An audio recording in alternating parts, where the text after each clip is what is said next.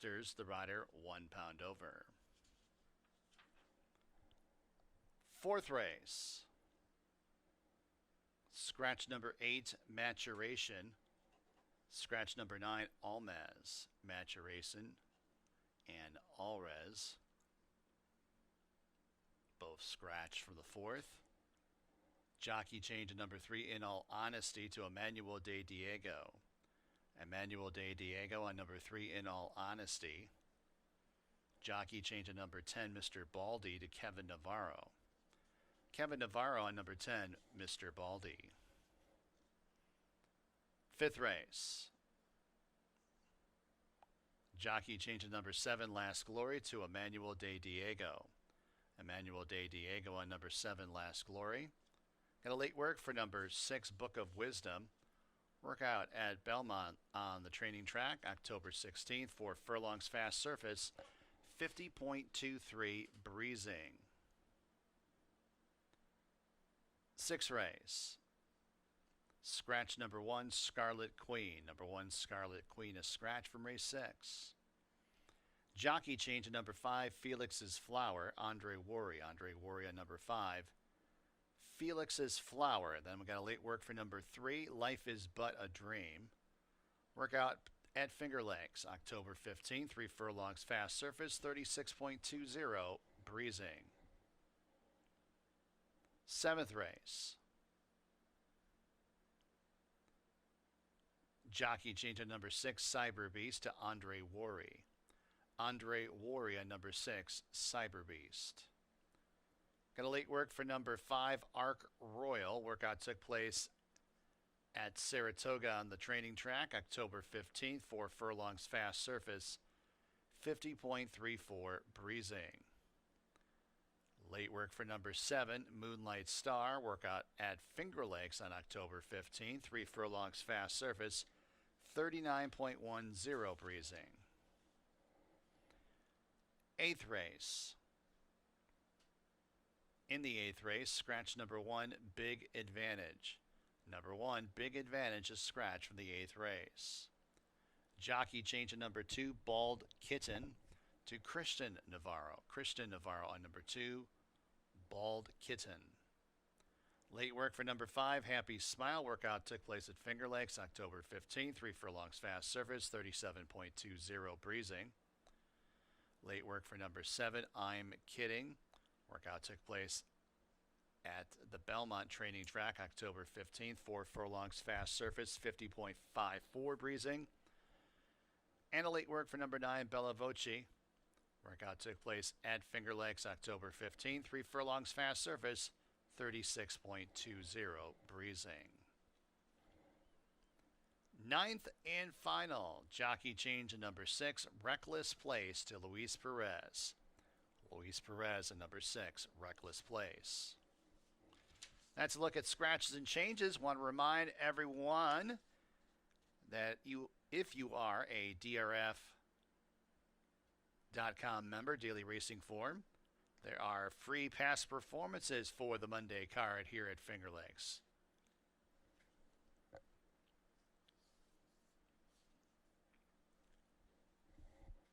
And don't forget, Breeders' Cup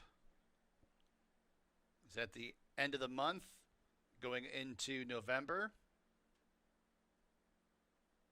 Make your plans to be here at Finger Lakes on 2 of the biggest days of racing all year long.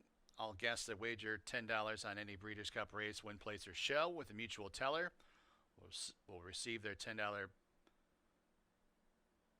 back in gaming free play. It's almost like placing a free Breeders' Cup wager.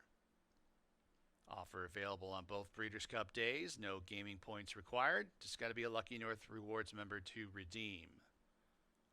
And then we'll have some food specials on Saturday. Those Sweegle hot dogs for $2 and $1 chips and $1 fountain sodas, and the Tin Cup Bar will offer $3 drafts. Breeders' Cup weekend. Make your plans to come to Finger Lakes for the 2 days of World Thoroughbred Championship horse racing. Got about 55 minutes to race number one. Handicapping with Dave and Jackie will be next. Have fun and good luck.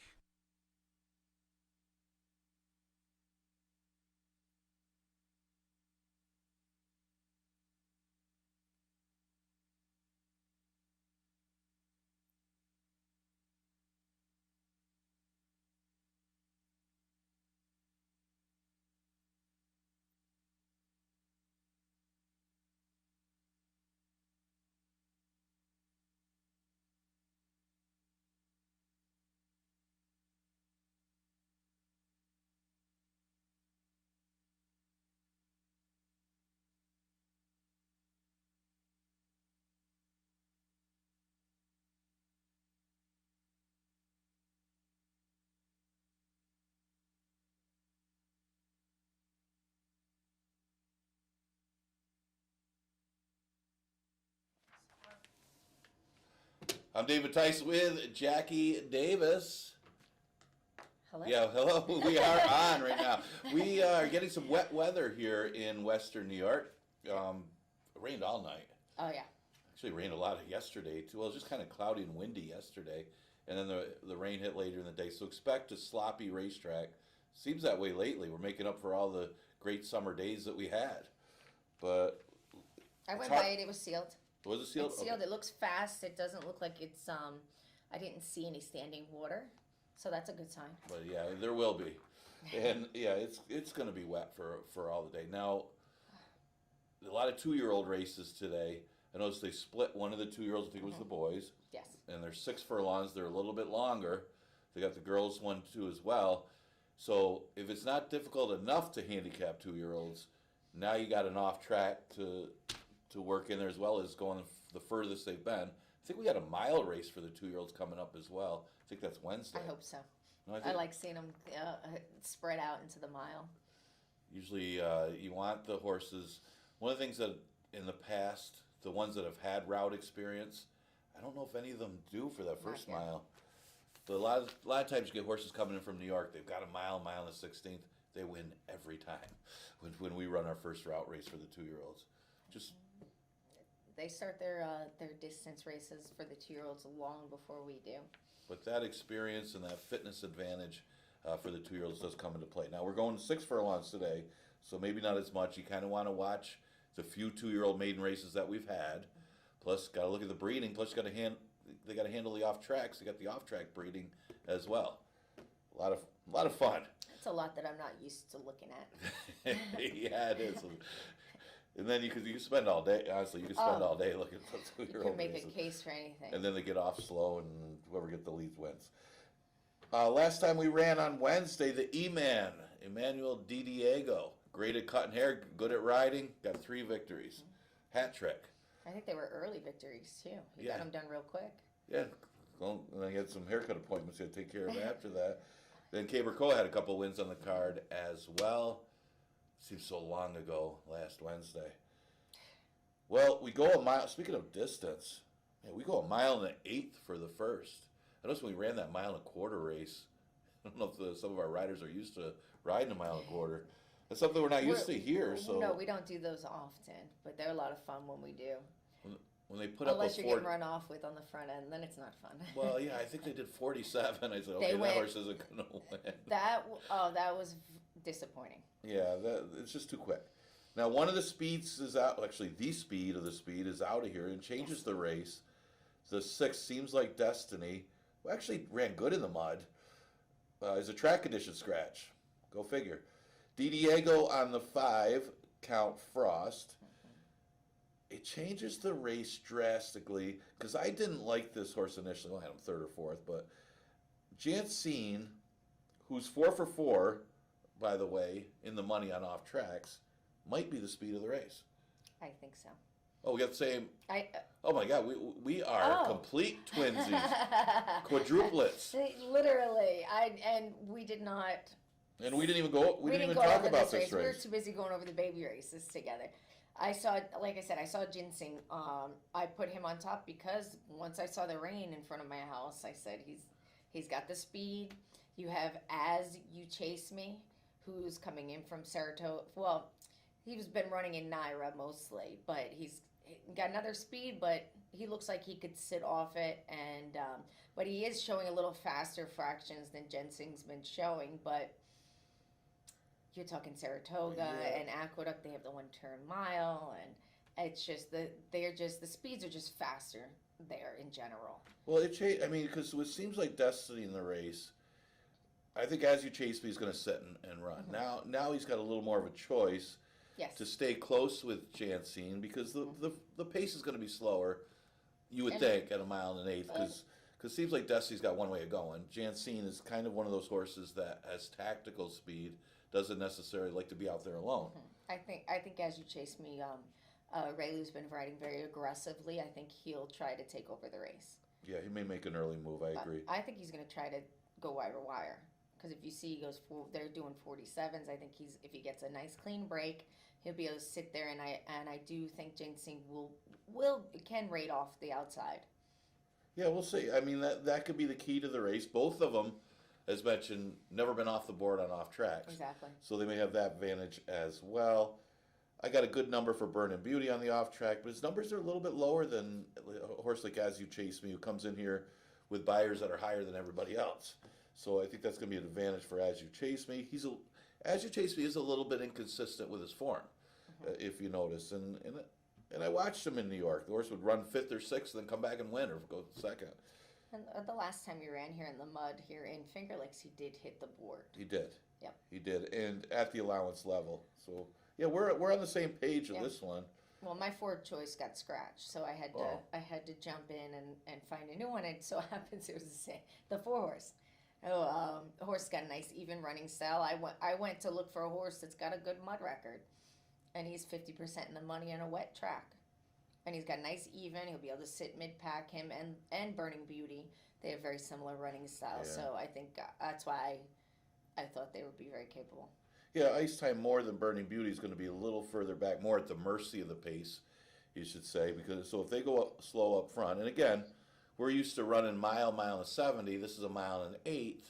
So those early fractions might be telling here in the first, not knowing how the track's going to play. But if they put up a 47, it's going to be an advantage for a horse like Ice Time. That's no I doubt. don't think they'll do that. No, I wouldn't. I hope. I like it the other day. If- I was so frustrated the other day with those fractions. When you got one of those speed horses and they put up the 47, like, oh no. I know a lot of trainers that do that too. Normally I would turn the TV off, but I was here all afternoon, so I watched. Yeah, it's still a lot of fun because you want to see what happens. Okay, I mentioned the split of these 2-year-old maidens. This one's split with race 4. So the 6 furlong 2-year-old boys is split with race 4. Flores, you saw he's off the first race. Diego picked up that mount. Michael Davila picks up the mount for Rachel Sells and Minister of Magic, the 3 horse. So yeah, Flores off all his mounts. I think it was the other one. The Bug Boy is not a Bug Boy anymore. Barrios is off his mount. Oh, Barrios is off his mount, and Chris Elliott. Chris Elliott, that's what I was trying to come up with. Sorry, Yes. Chris.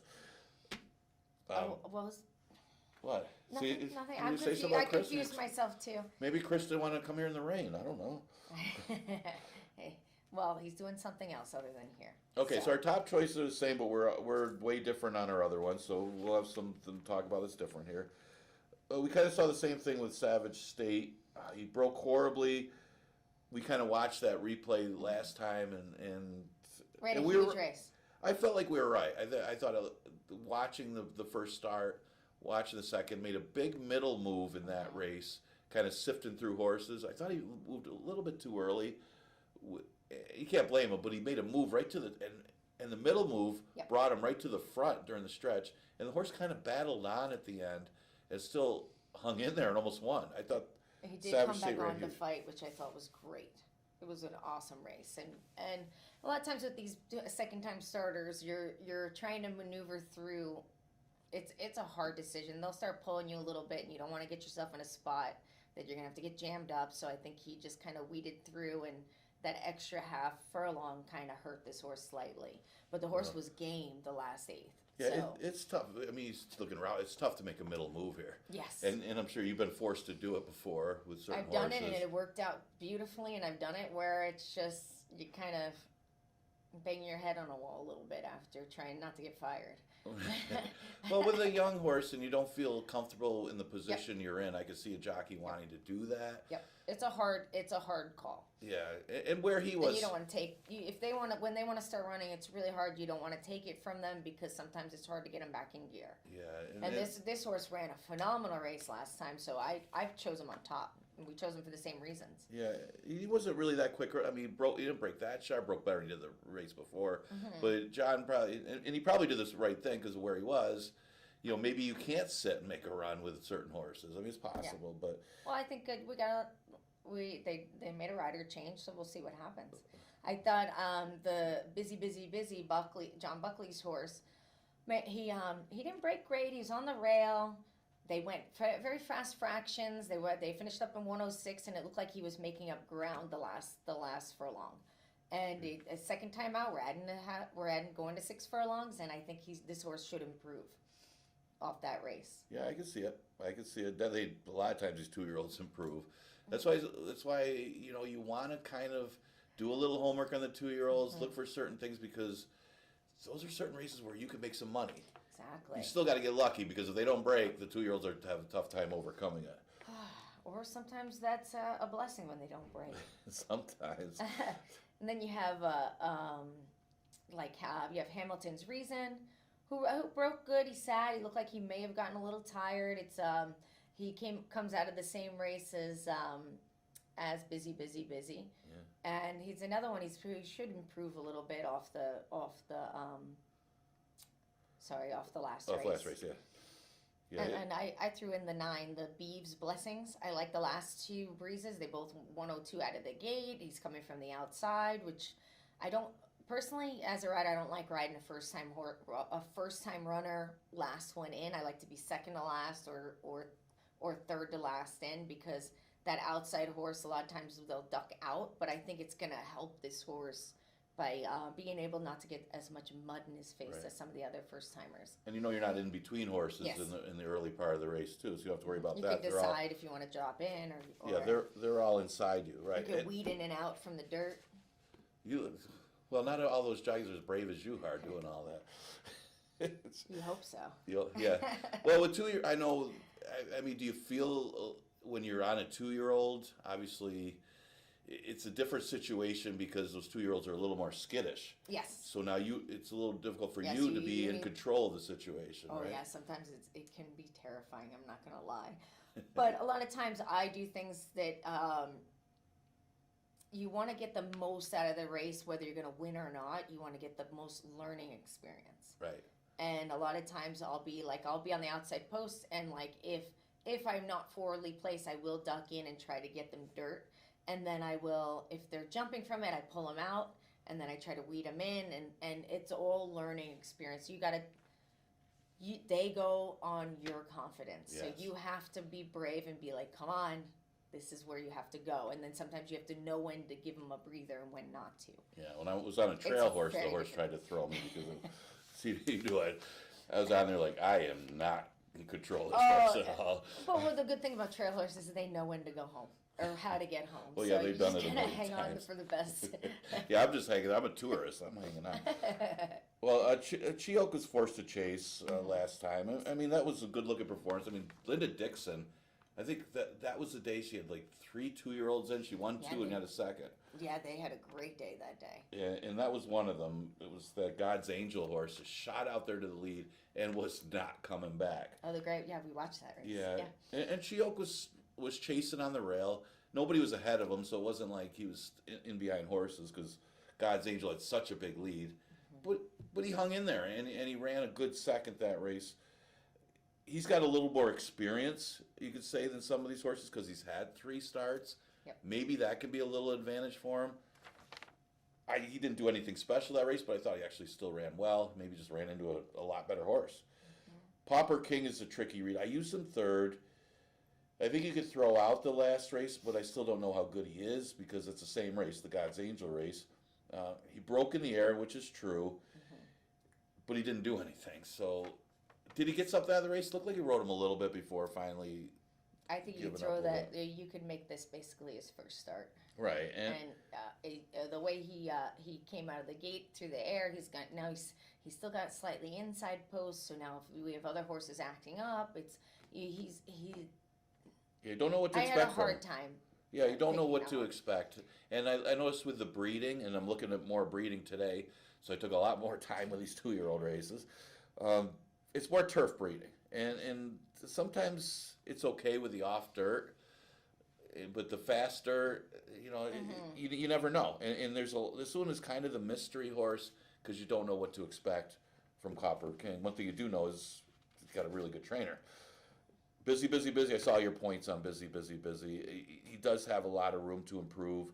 We were talking about John Buckley. He's only 5 wins away from leading trainer M. Anthony Ferraro. What a good year Buckley's having. Exactly. And yeah, this one has all the room to improve in a race that's real tricky with these 2-year-old races. We'll talk more about it because we got the 4th race coming up. Same race. Okay, mile the 16th is the 3rd. 11-9 claimer, never won 3 condition. Another race I took a while on. I still am not confident with my pick. I'll let you go first because I'm not very confident in this race. And I noticed we got different picks in here. I went a lot of different ways in this race. Yeah, I had a few question marks because it got. So we're going the mile and 16. I put fire. 16, I did. I chose Fiery Heart on top. She's coming off a little layoff, a little bit. They gave her a month off. I just love the way she ran that mile coming off the sprints. And she's got good form at the going the 2 turns. Kevin seems to know her like the back of his hand. So I love the post position. We do have some speed in here to run at. Like, right. 30 Oysters is going. And Coach Golden Rain Bahe could go. Golden Rain's going to be what Golden Rain does is going to be interesting. I did write a question mark for Golden Rain. I'm not quite sure what they're going to do. She came back from, how much I love the horses coming here from Polly. Yeah. But it just that last race, the start before, she went 2 turns.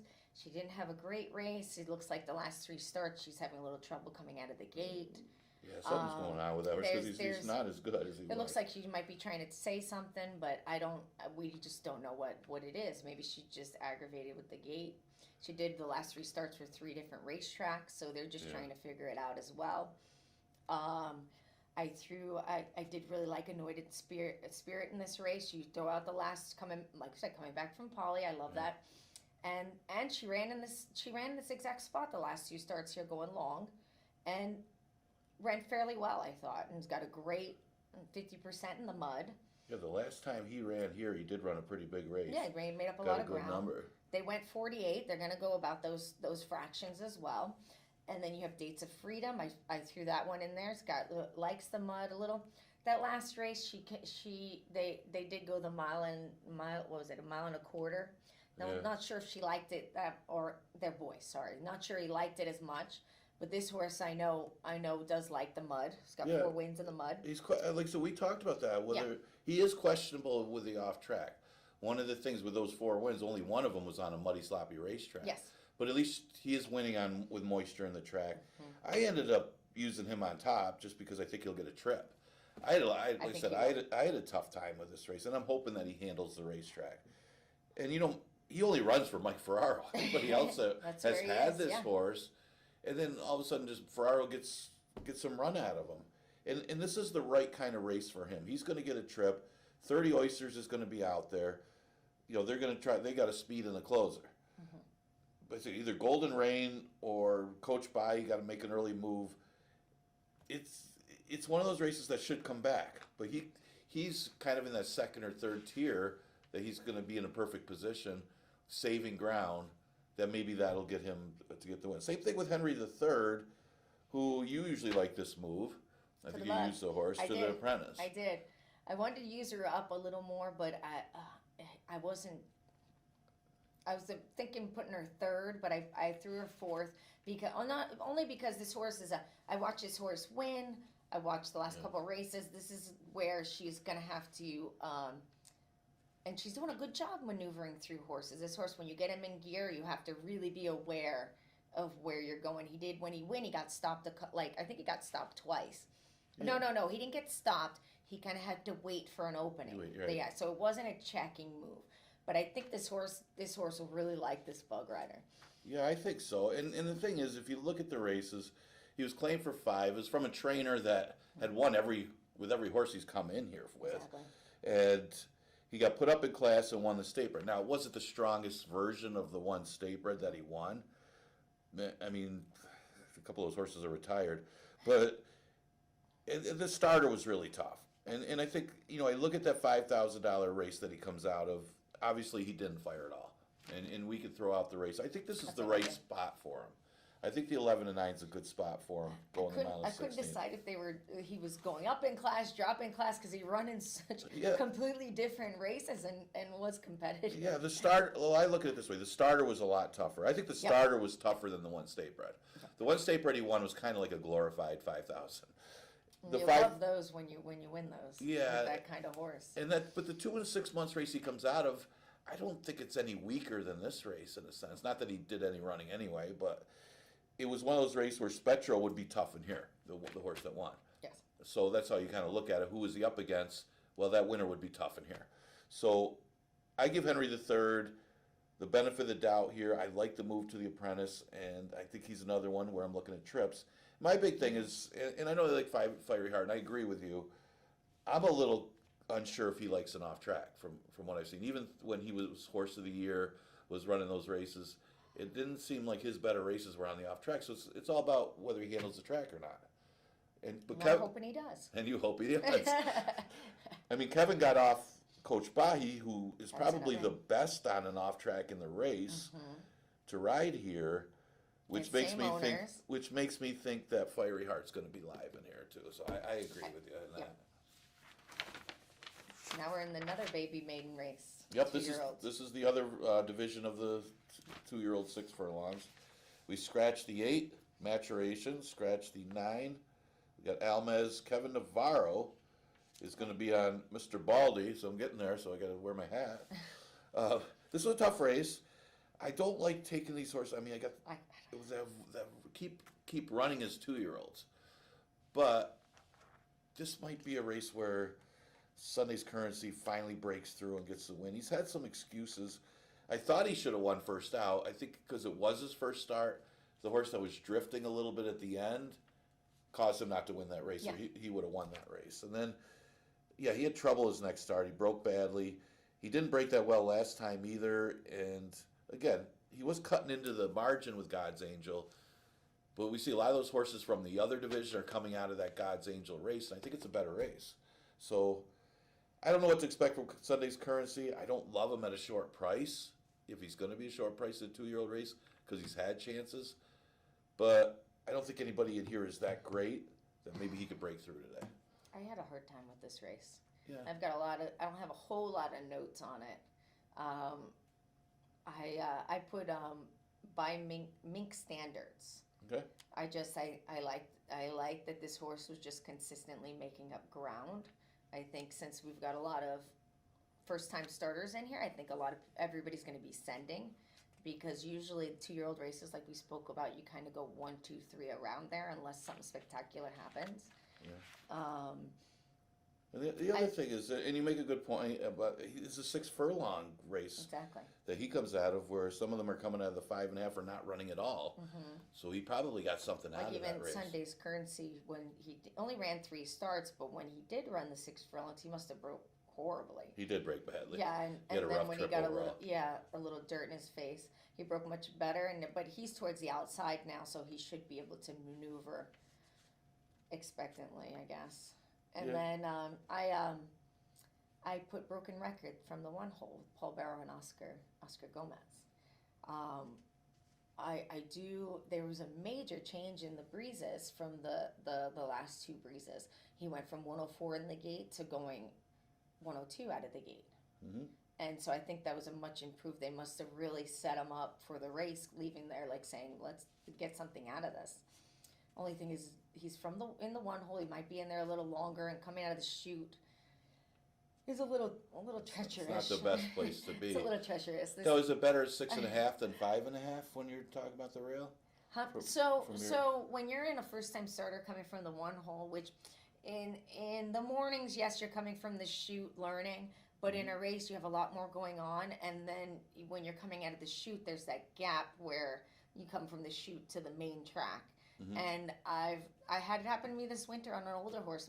Sometimes they make left-hand turns. They like to make the chute, and you kind of have to catch their attention.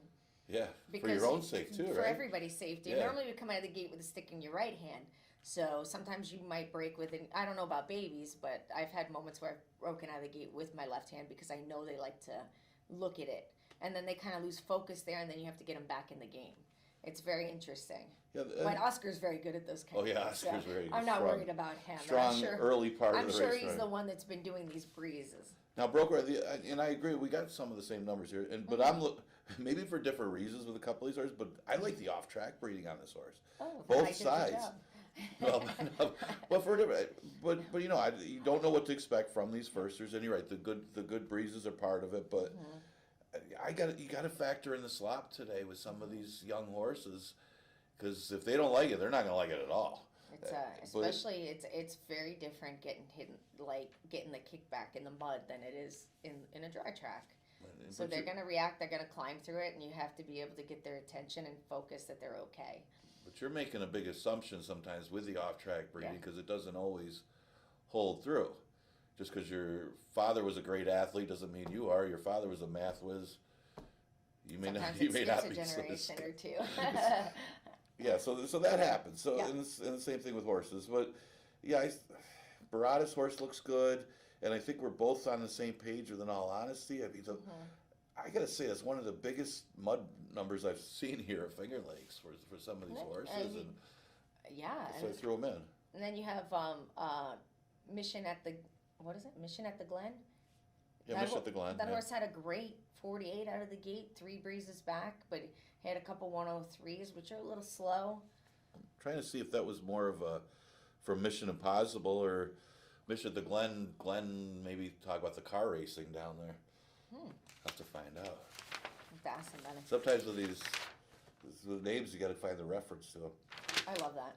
I love the names of the horses, how they choose them. Sometimes they just go with the sire and the dam. I like that the best. And then you're So trying I to look know at where did they're they come going up with this name? I like when they name them after the parents. I find that the most interesting. And then I'll just mispronounce them anyway. Yeah, exactly. Diego on the 7, last glory out of this race. Good, we're on completely different pages here, which is good. So we got different points to make. So I like, of course, I like Queen's Cat. We got him second, but I like the race a Spiritual Lady ran here when she came here, and she had some good numbers coming in here. She was just very lightly raced, a lot of space between races. One of the things I like is I look at the condition. It's not where's a race other than, but there's also the 4 lifetime attached to it. Now, there's only 2 horses in here that have more than 3 wins. I don't think Fields of Green really plays, although she has some good races here and there. I just think Spiritual Lady being a 5-time winner to begin with has an advantage on some of these 3-time winners. And she comes out of a race. I know it was a 14-1 horse that won, that got a trip, but she did beat Queen's Cat, who was out there. He was out there. She was out there pretty quick, but she did run her down. And it all depends. I think the key to the race with Queen's Cat from the outside is how well Queen's Cat gets out there, and does she get a clear lead in sustaining the 6 furlongs, or can a horse like Spiritual Lady chase her down? And I'm just hoping that she does. I didn't see a whole lot of speed in this race, so that's what made it for me to put Queen's Cat on top. I think play good, pay good could possibly be the only one that could go with her. She did before. I mean, she did the Exactly. last time they faced, but of course Queen's Cat put her away. Exactly, and that's what I'll be honest, that's what I'm expecting, especially her coming from the last post, the 9-hole. I think that's you couldn't get a better post position than that for her form. Right, I agree. And then I put She's Grand in there. I threw that last race out. It was a stake. I don't know what happened. It looked like she might have checked pretty hard, but before that she's got all winners here this year. So I could not use her.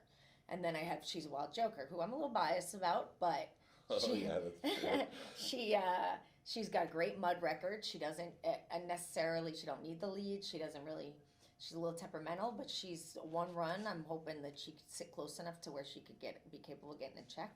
Yeah, it looks like this Davis person's getting a lot of seconds on her. I know, I did. That's her It running was style more than anything, though. So right? aggravating, yeah. And I threw that last Glories in there. I just, the numbers when she was going short, he's been on the board a lot this year, and the numbers, like, it's hard to say Monmouth. Monmouth's always a very, very fast surface, so it doesn't really translate as well. But even though she was running lower than, I'd say she'd be stepping up here. But the numbers, the speed figures that they were going, even when she ran bad, it wasn't bad. Yeah, I could see that because the buyer numbers are very comparable to the rest of this field. There, a lot of the races, some of them are long. Some I see she's bouncing back on 6 furlongs a route. This might be a good distance for her to run at some of the speed. But you're right. I mean, you're right. Queen's Cat, there isn't a lot of speed inside her. It's probably play good, pay good. And there is some uncertainty whether she tries to get out there with Queen's Cat. As you say, may depend on the break. That's what it's going to. Yeah. And the two of the speeds are from the outside without a ton of speed. I mean, Grand has speed, but she's not as fast as Queen's Cat. So it depends on how she gets out, too, whether she's going to make her clear in 22, which is probably how fast they're going to go early. If they can go closer to 23, she's going to be tough. Yeah, absolutely. Yeah. And I agree. Sometimes clearing from the outside, if you don't beat the gate and get out there quick, sometimes you're using a little bit more to clear for the lead.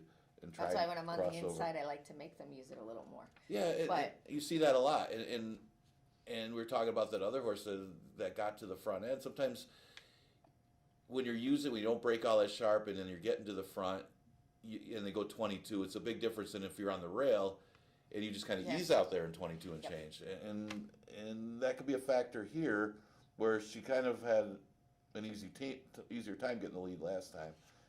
She ran big. It's going to be a tough race. That's the way I see it. Yeah, she fires every time. I know.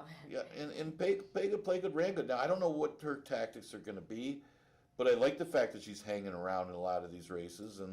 And last time, she got a little bit tired trying to go with Queen's Cat. But let's face it, the two of them actually did go pretty quick when you look at the fractions for that day, that I think she can be around. Look at her form before coming in here.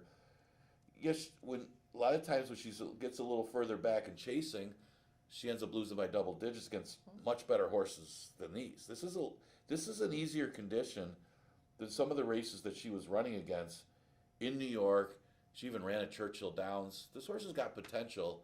It might be overlooked at a little bit of a price, depending on the tactics, how she's going to handle being out there with Queen's Cat, because she does appear to be the other speed, and it didn't work out last time. Well, her best race here is when she broke a little slow. Maybe she sets. Of course, that helps Queen's Cat if she I know it does. Unicorn Cake's another one. Yep. I don't know what to expect from her. Last race wasn't good, but when she's made a move, the couple times that she's won here, she was impressive. She made this big move up the inside and pulled away. She could do that. She's not out of it either. Okay, 6th race. Scratch the 1. Scarlet Queen. Guess what? We got another 2-year-old races in the mud on the slop. This is for 2-year-old fillies. This is the girls. And could have gone a little different ways. You see you're outside. Yeah, Grabowski scratched his other one, Scarlet Queen, and gave the babes in here. I lean towards, actually the horse was a beaten favorite. And in a lot of these races, you got to think about, we've only run a few 2-year-old maiden races. You kind of look at which were the better 2-year-old races. I know we've gone different distances too, but I like the race that Fairweather Lover comes out of. I like the fact that they bet this horse. Maybe it's because of the connections. Melanie Giddings very good. She does well here. I thought the other one kind of got loose on her last time. I think she needed to be a little more aggressive in that race. Nothing against the winner. Was that Passion horse looked pretty good in victory, but she kind of had things her way. And it looked like Fairweather Lover was sitting off her a little too much to get her things her way as a 2-year-old. Then she got caught chasing at the end, and she had to settle for second. And got a little tired because of it. I think if she gets a little more aggressive, gets out there with the speed today, I think she wins. That's what I'm hoping for anyway. More than capable. More than capable. That's what happens a lot of times when people like riders and trainers will ship here. They want you to ride similar to how you would in like Aqueduct or what you would consider the way they ride in Saratoga, and they want you to kind of make one run, and with these babies you have to kind of I guess you gotta, when you go by, you gotta just go by. Yeah. And like I think that's what we were talking about earlier with that one horse that we said maybe had a middle move. Sometimes when you go by them, if you don't go by them, they're used to breezing in company with each other, so it's Right. kind of like a nose bob. But if you go by, you can break. It's hard to it's sad to say, but you kind of break the heart of the other one, and you catch them by surprise. Well, and that middle was, as you talk about that other race, Yeah. he actually got the lead in the Yeah. stretch coming up the rail that He way, did. where this one never got the lead because he's Yeah. sitting off and trying to make a run, and the other one, you could make this, if that other horse comes back, it's fine. Yeah. You go by, but then Oh, as yeah. a 2-year-old, Well, you're you're expecting playing a them to little get bit. tired. You're Yeah. expecting the horse and lady to get a little tired, and you expect to go with them, and it's sometimes it just doesn't work out. But I could see this horse improving big time. Absolutely, And definitely. winning this race. But And I put Gabe the Babe on top. okay. I thought he runs very similar to Fairweather Lover, Yeah. and I think they're going to be right next to each other. Yeah, the So first it's gonna be a- fraction, or actually the half was a little quicker. Mm-hmm. Yeah, and then he's not that far off of it, so it might have come out of the quicker race overall in that version. Of course, they both ended up finishing about the same time, but at least those fractions were a little quicker. So, he's got a little speed from out there, too. And then Princess Azara, that horse went to the lead last time, and he had, like we talked about, he had it his way, and he's probably the only one that's gone 6 furlongs in here. Yeah, she did have Oh everything well, her except way. for Flying Phoebe. But it was a race over the track, and she could improve Mhm. off of it. But, yeah, she had everything her way. And might have got run down by a better horse. Happens that way. And then I went with Adam. Adam is cashing in. That horse is another one. He ran very even, but he was also closing a little bit, so it looks like the 6 furlongs could benefit him. He looked like maybe he didn't like the dirt as much because he did get caught wide on the turn. Yeah, too bad they don't have the mass spread races here Oh. anymore. I used to have so much fun playing the mass spread races. You were at a couple good ones I in those did. races, right? I did. I rode some very well. It's that real good one that Gruzmark had. Oh, Didn't you ride that yes, towards one? the The end. Dr. Blarney was it? Dr. Blarney, yes. You and Tammy? I think I won 2 on him. Tammy won majority Tammy of won his a lot of them. races, and I got very lucky to inherit him. Okay, okay, we got to hurry up a little Yes, bit. yes. Okay, Felix's flower I used for 4th. It's a Mendelssohn, so pretty well bred and did have a bad start in the only Finger Lakes race on this lap. So threw her in there. All right, 7th race. This is another route race, mile and 16th, and Big Brown Delivers looks like the speed. Yes.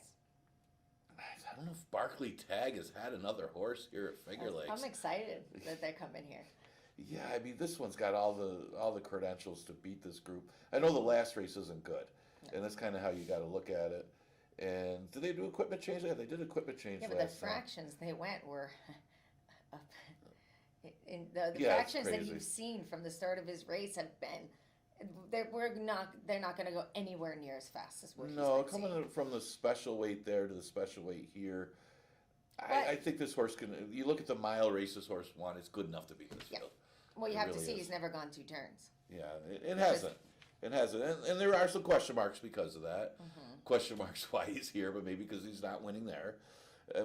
But yeah, the other one is I thought was dangerous is Big Brown Delivers because I really think that this horse could be out there alone on the lead, and if so, they may have a tough time catching this horse. I know he's been stopping a little bit, but I don't think he'll have to go as fast this time. We'll see. I mean, he does look like the speed, and when you got a wet track like this, if the speed is holding, he's got decent off track. I mean, Big Browns aren't bad in the wet. They seem to be okay on the turf for whatever reason. Yeah, that's A lot of good interesting. turf horses, but they're okay on the wet. Oh, then you have. I think Cyber Beast is gonna could possibly be the one that could show speed Yeah, with him. it's showing speed in New York. Well, right? he didn't. The last start he showed a lot of speed, and 2 starts before that. But like we said, it's a 1-turn mile. He showed speed going the 2-turn mile in Saratoga. Yeah. Because he went the mile in an 1/8. So I think they're going to be going with him. Most likely, because you do see that he's getting the lead in some decent fractions in New York, and that could be the key to the race. I mean, if he's out there with Big Brown Delivers, they go 47, 48. And then they could, yeah.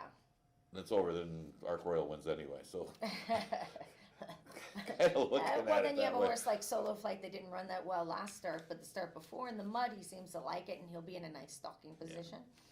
Okay, And yeah. then I threw a closer in there, you the moneymaker. Yo, how do you say it? You the moneymaker? That's what I Actually, I like that way to say it. Yeah, yo the moneymaker. Because there's an 8. Yeah, yo the So moneymaker. I've been saying yo heat 'em.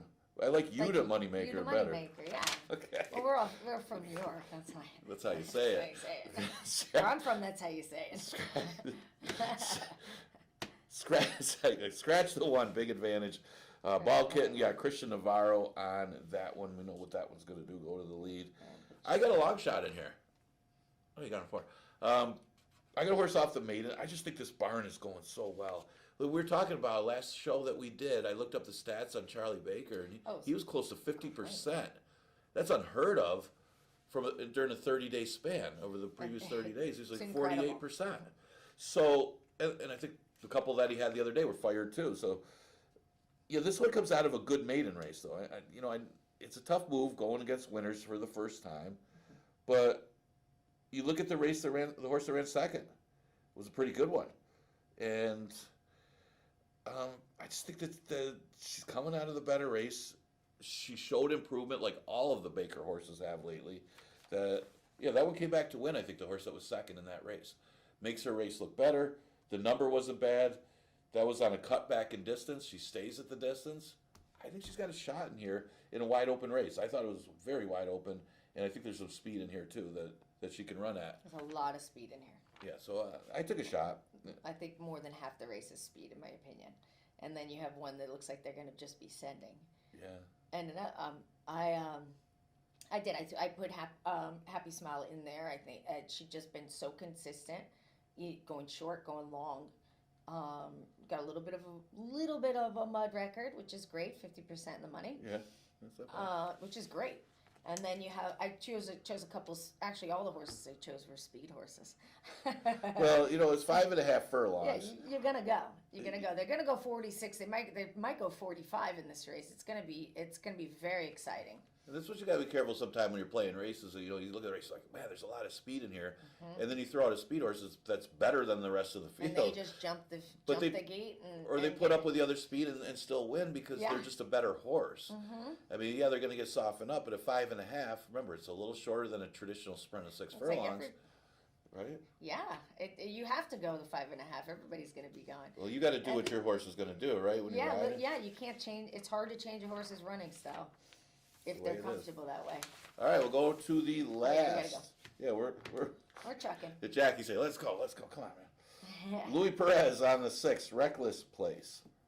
Interesting race. This Tomorrow's a tricky horse to figure. But one thing that I notice is he likes the mud. Do you notice we didn't talk about this race out? Oh, the 2 races that we didn't talk about this morning, we come up with the same numbers. All right, let's go. We're on the same This page. will be easy to get through this then. That'll be real easy for the last one because we'll make the same points. Well, I lean towards him because he does like an off track. Except I chose the 9 on top. I'm sorry. I gotta look at this again. They keep changing your numbers. Wait, why are they changing my they're numbers? throwing you out. They're like twisting you around here. Maybe we got a late scratch. I don't know. This is really not helping my head. But let's go. You guys aren't helping her here. No, you're making me worse. Okay, let's talk about the race one way or the other. Tomorrow comes out of.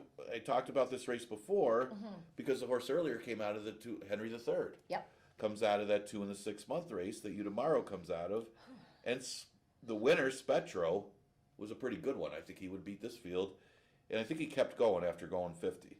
Tomorrow got in a force to chase, kind of hold his position. He was 31-1 in that 2 and 6 months condition, but this race is easier moving to this since the date or never won 4 from the 2 and 6 months condition. I would say so.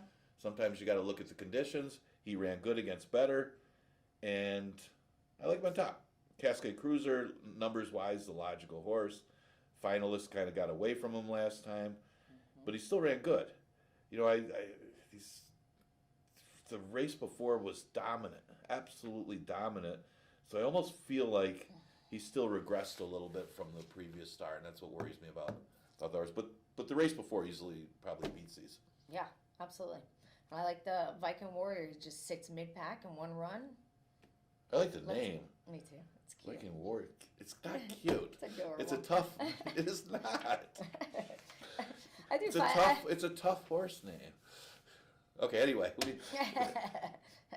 so you used and then I looking used, super a little. yeah, looking super. He's got almost 100% money in the mud, and nice one run. He's going for he is not Yeah, he's stretching out. He's stretching out, but I don't know. questionable with the route. Yeah, he did have a trouble trip last time. Yeah, a and I little think bit. he's got a nice even way of running, so it should the stretch out. I don't think it's gonna hurt him. I think it'll Yes. only help. Another one to consider using in the last. All right, enjoyed another show with Jackie. We are going to continue. Of course, remember the off track today. Really keep that in mind. Kind of keep an eye on how this track is playing. It's going to be off throughout the day. We are going to continue this week. Only a couple more weeks of after 1 o'clock post. So 1 o'clock Tuesday, 1:15 on Wednesday. Of course, tomorrow Jackie's going to be back again. Yes, and we got the results for our Halloween costumes as well. So tune in that day. I'm really scared to know the results of those. But enjoy today's card. Hope you make some money.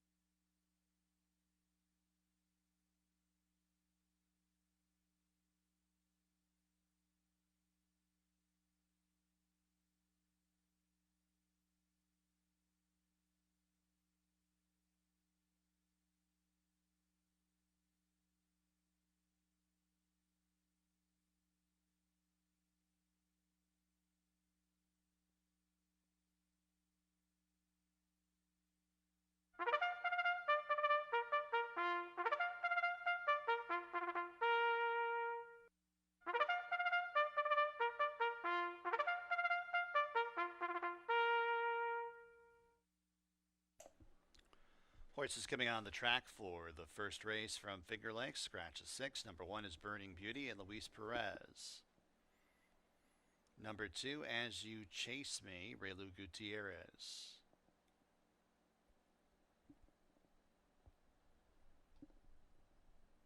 Number 3, Jansen and Michael Davila Jr.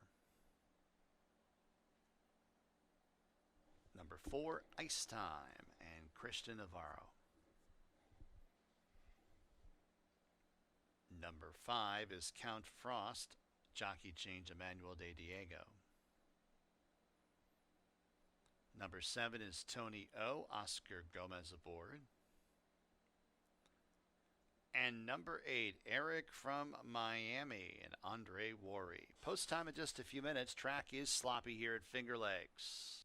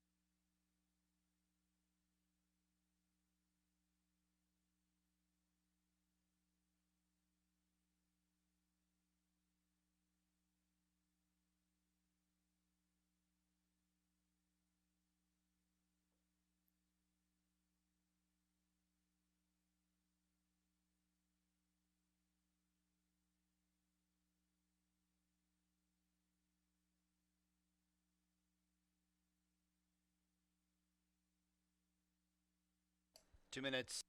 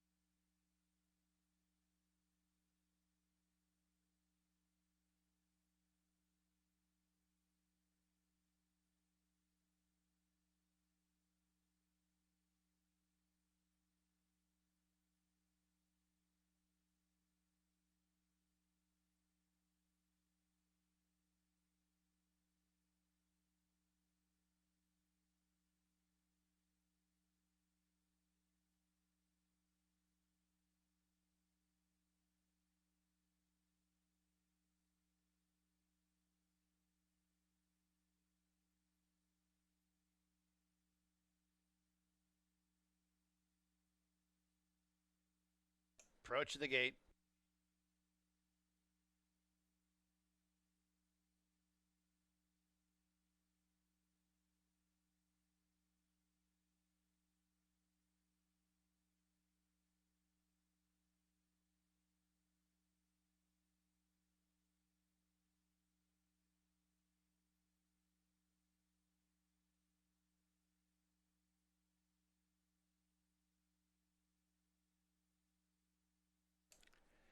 And the horses have arrived at the starting gate. First race here at Finger Lakes. In a field of 7 to go, mile and an eighth, sloppy surface. Windy conditions here at Finger Lakes. Right now it's hurting horses in the stretch and will help horses going up the backstretch. Certainly the windiest day since I've been here at Finger Lakes. Big storm rolled through yesterday and into the morning. Track is sloppy. 9 to 5 on number 2 As You Chase Me. Tony O, Eric from Miami, and they're all in the gate. They're off and running at Finger Lakes. A little bit of a stumble there at the start there for Jansen, who did recover, but there was a stumble there. It's Jansen does go out for the early lead. Burning Beauty's in second. Then it's Count Frost on the outside in third. Eric from Miami will be wide around that first turn when they reach it in fourth. As You Chase Me in some heavy traffic behind horses in fifth. Then 2 lengths to Ice Time, who's to the inside of Tony O, who is at the tail of the field as they navigate the first turn. And it's Jansen is calling the shots in the front end, has the lead by just about a length over Count Frost. The gray outside second. Burning Beauty, Blue Blinkers third. Eric from Miami, 3 wide fourth. As You Chase Me, still in between horses in fifth, 2 lengths off the lead. A length to Ice Time in second last, and 2 more lengths to Tony O, who brings up the rear. 5 furlongs to go. Jansen on top, the leads 3 parts of a length over Count Frost, prompting outside second. Eric from Miami in the 3 wide path in third, and then it's As You Chase Me, who wants some racing room, but the rider had to tap on the brakes. Burning Beauty's inside of that one. Then it's Ice Time second last, and 5 lengths back to Tony O, who trails the field. 3 furlongs to go. Jansen, Eric from Miami. Burning Beauty gets through towards the inside, and As You Chase Me can wait no longer. Will circle up on the 4 wide side, and then it's Ice Time in fifth, 7 lengths off the lead. Count Frost drops back, and many lengths back to Tony O as they reach the top of the stretch. Burning Beauty cuts the corner. Eric from Miami 3 wide. Jansen the white blinkers, and As You Chase Me on the grandstand side. Ice Time 4 lengths off the lead in fifth. 1 furlong to go. Burning Beauty in a game. Jansen. These two nip and tuck. 16th to go. Burning Beauty with a short lead over Jansen. They come down to the winning line. It's Burning Beauty in the opener at Finger Lakes. Jansen second. As You Chase Me third. Fourth, Ice Time.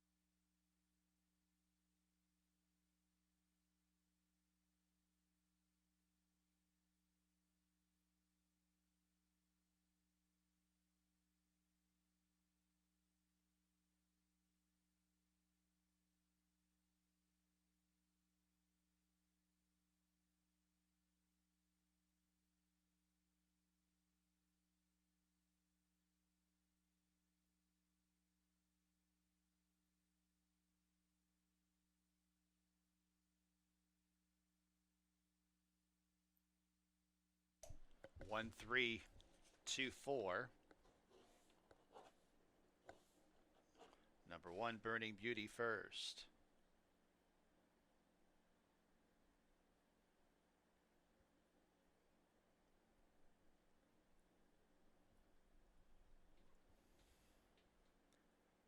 Burning Beauty back to the winner's circle. New York bred, 4-year-old Big Gelly by Bernardini out of the Giants Beauty. Albert Freed Jr., owner breeder. Charlton Baker, the trainer. Luis Perez, the winning jockey.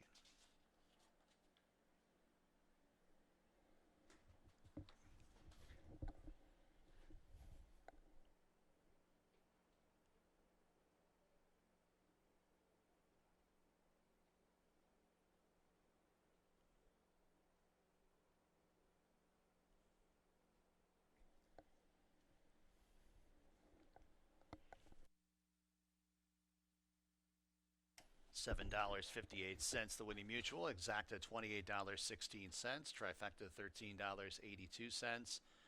Dime Superfecta $7.03. Second race at Finger Lakes, putting Michael Davila Jr. on number 3, Minister of Magic. Exacta, Trifecta, Superfecta, Daily Double, Pick 3 wagering. Post time for race number 2 in about 19 minutes at 1:29 p.m.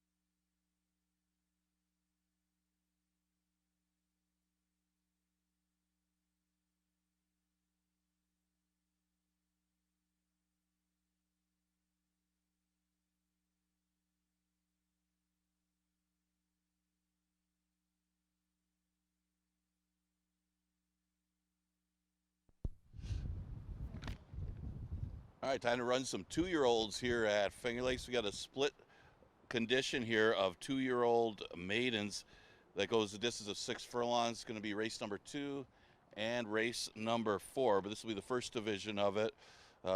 Turns out to be a 9-horse field for this one. Michael Davila going to be on the 3, Minister of Magic. Yeah, it's tough to settle on a favorite in this one, as nobody really stands out. I was looking at the 5, Savage State, who Chris Russell will pick up the Mounts Barrios off his mounts today.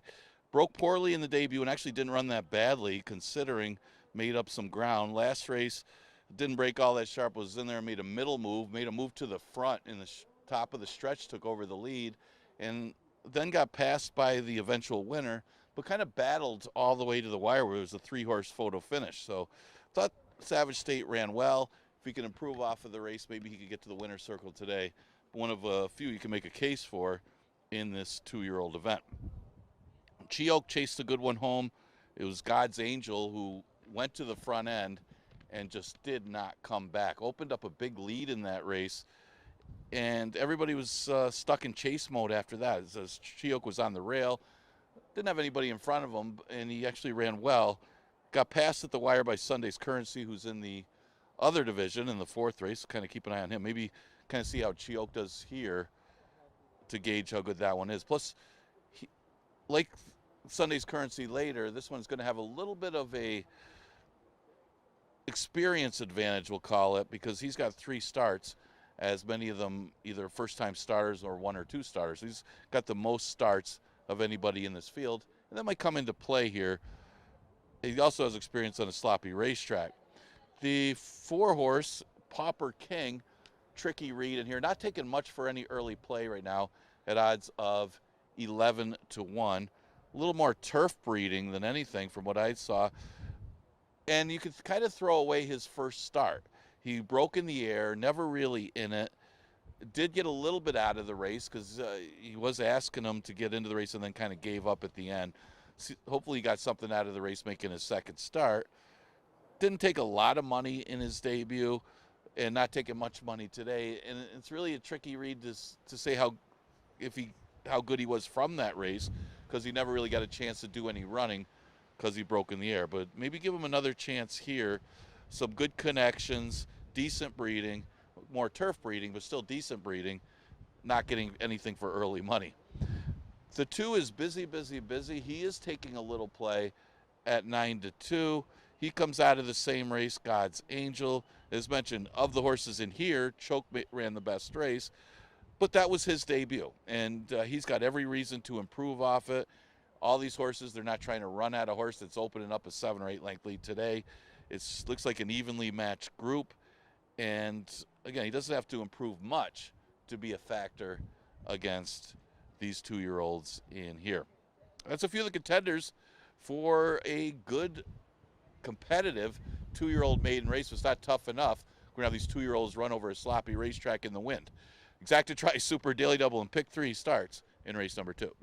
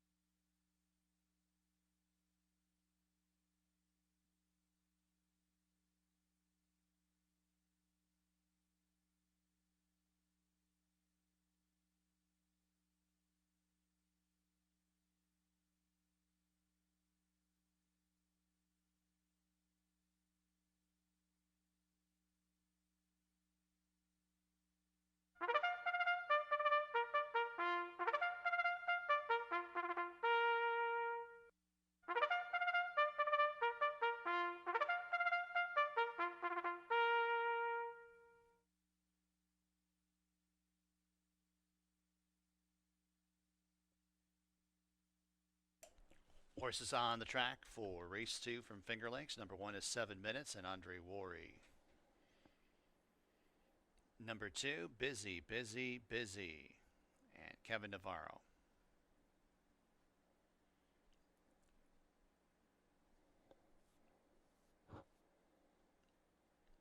Number 3 is Minister of Magic, Michael Davila Jr., the jockey change. Number 4 is Pauper King, Cabercoa.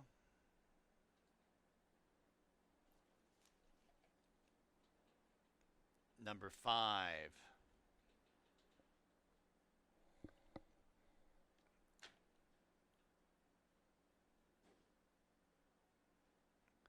Well, things are being backed up here, so no more formal post parade. Post time in just a few minutes.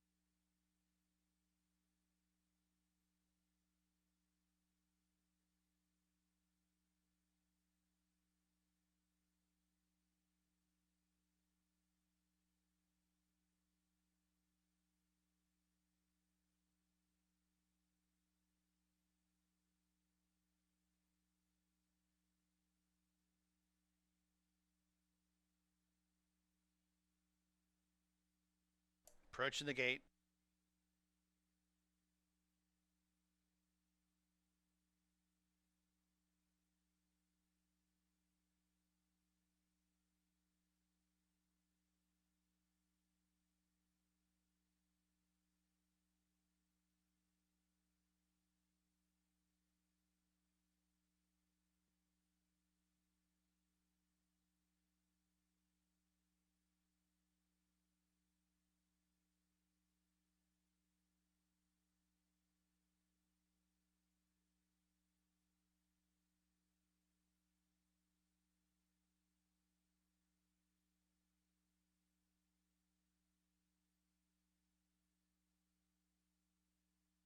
Horses have made their way to the gate for race 2.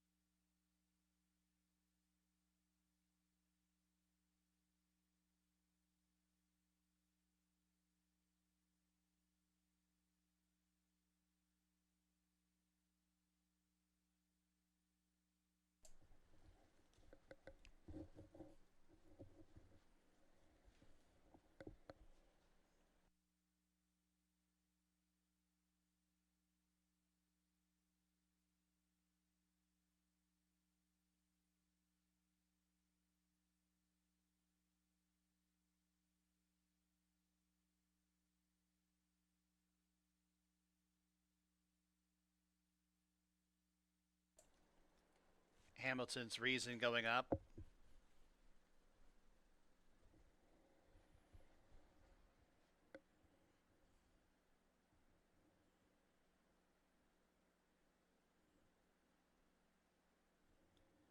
Jockey. Taquito Jones. And Beeves Blessing. 6-5 Savage State. 2-1 on Jockey.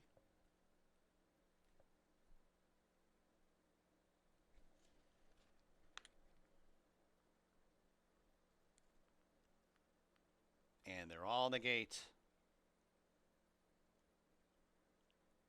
And they're off. Quite a few had subpar starts. It's Hamilton's Reason. It goes off the lead. Savage State now grabs that early lead. Popper King is up the inside in third. Then it's Beeves Blessing splitting rivals. 3 lengths Jockey in fifth. Then 5 lengths to Minister of Magic, who's 3 lengths in front of Busy, who's about a length and a half in front of Taquito Jones in second last. And one way at the back here, 7 minutes, might be 30 lengths off the lead. Entry into the turn. It's Savage State who opens up by 3 lengths. Hamilton's Reason is asked to go after the leader in second. Beeves Blessing is towards the inside in third. 3.5 lengths off the lead, a space of 3 lengths to Jockey deep on the course in fourth. Popper King's towards the inside fifth, and 10 lengths back to Minister of Magic and Busy as they turn into the stretch. Savage State comes off the turn, leading by 7 lengths. Hamilton's Reason is in second. Jockey on the center of the course in third, and then it's Beeves Blessing and Popper King. 1/16 of a mile left to travel. It's all Savage State. Savage State strides away by about 9 or 10 lengths to the end. Jockey second, Hamilton's Reason third, Busy fourth.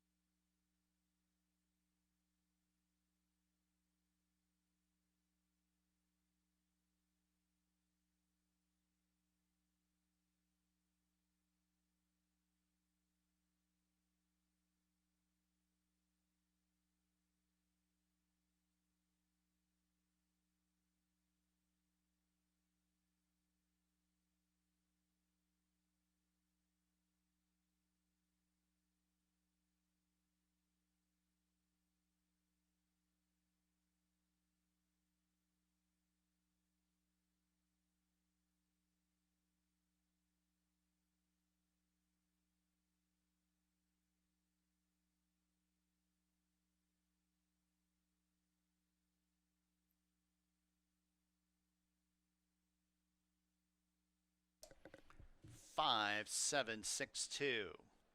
Savage State, your unofficial winner. 6 furlongs, 112.59.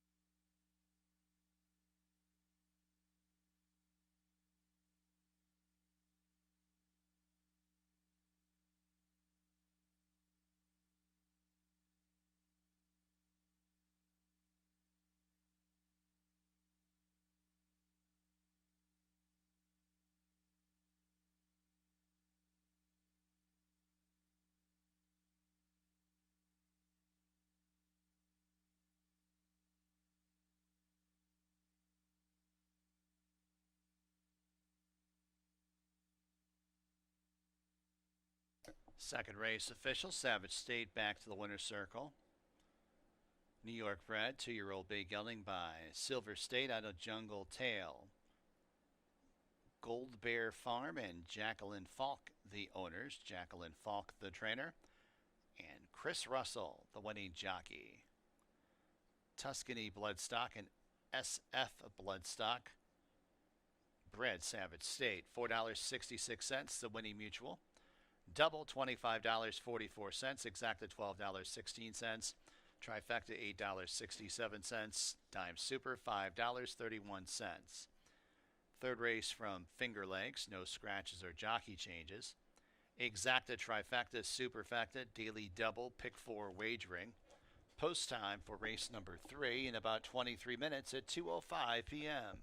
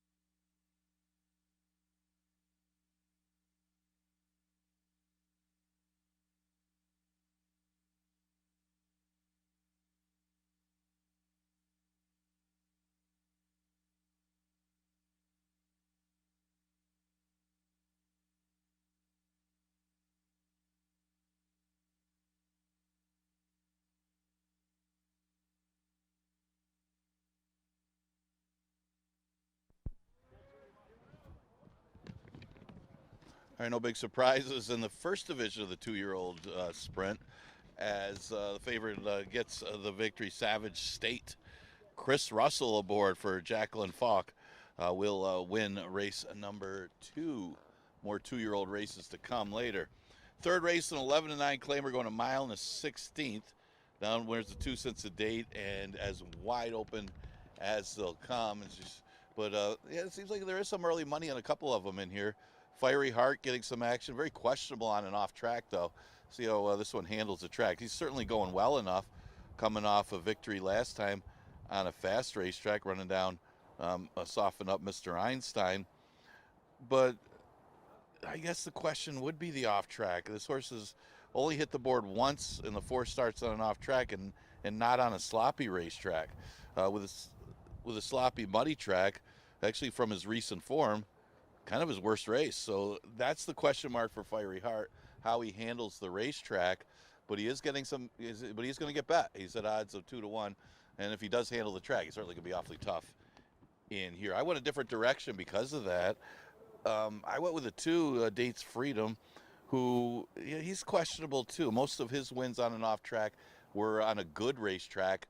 He did only have the 1 win over a sloppy track. So the question is how he'll handle it. He didn't fire at all on the off track last time, but he also broke poorly. He was compromised by the poor break. So if he breaks better today, gets in the race, and you forgive the last race, obviously he's got the form to beat these horses if he gets the right kind of trip. And I do think he's going to get a good trip when you get the speed of 30 oysters coming back to him. I'm top. Henry III's another one that I considered using. He's a big price on the board right now. He stepped up off of the claim, won an allowance race. It's not like he had good form before that, but he won the state bred allowance, not the strongest version, then was overmatched in a starter. And last race just didn't fire at all. But he does have a couple wins with the off-going. He doesn't mind it. And this could be a good spot, especially with the weight off. He's going to try the apprentice rider. When you get a wide-open race like this, you draw the inside. I would think the weight off is going to help a horse like this when you got the similar numbers of all the other ones.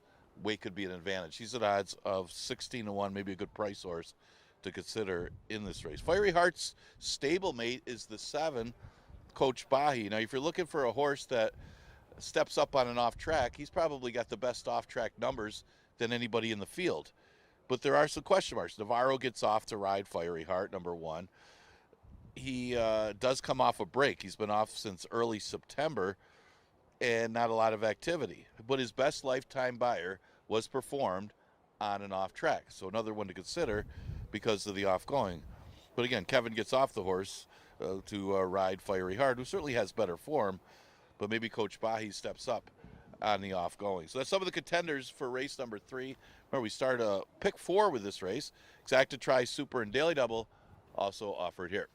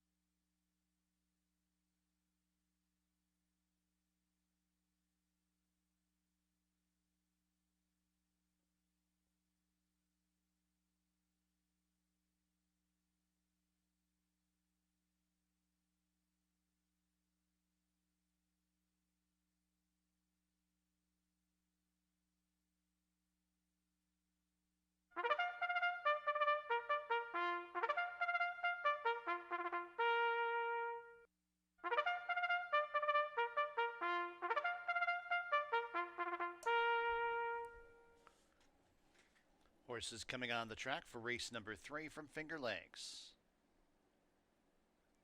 Number 1 is Henry III and Alexa Marie Cintron.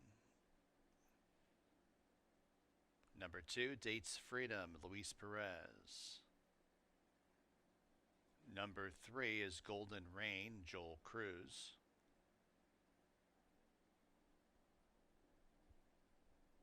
Number 4, Anointed Spirit, Rafael Regina Jr. Number 5, 30 Oysters, Carlos Camilo. Number 6, Fiery Heart, Kevin Navarro. Number 7, Coach Bahi and Andre Worry. And number 8, Raw Courage and GM Rohina. Post time in just a few minutes.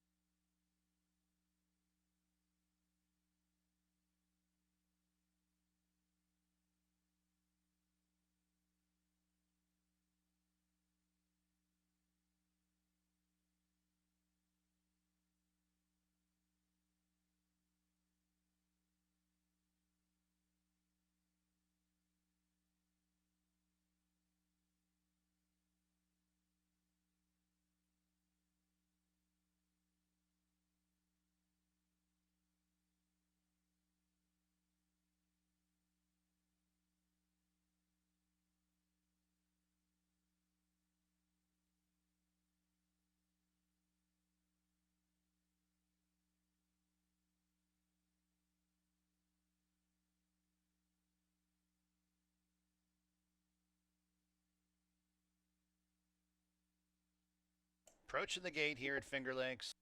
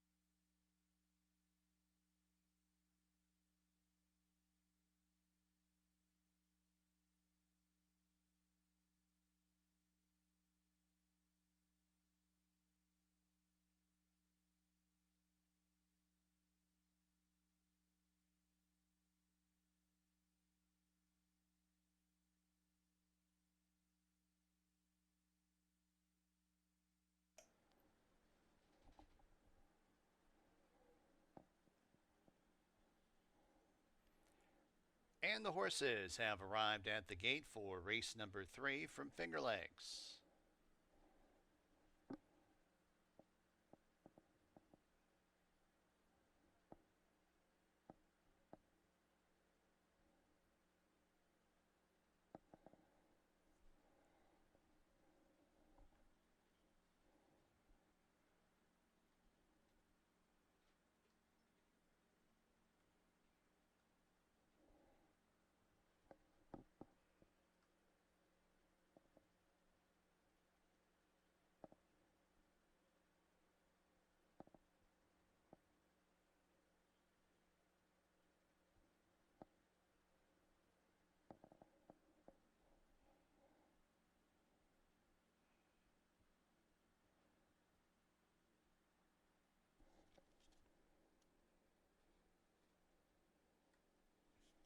Coach Bahi and Raw Courage.